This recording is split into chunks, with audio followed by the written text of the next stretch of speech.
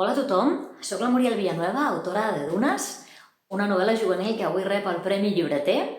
Estic molt emocionada i molt sorpresa per aquest premi perquè sou els llibreters i les llibreteres qui ens l'heu concedit i sou els que cada dia defenseu els nostres llibres a peu de carrer davant dels lectors i de les lectores i que a més avui heu decidit donar-li aquest suport extra amb aquest Premi Llibreter.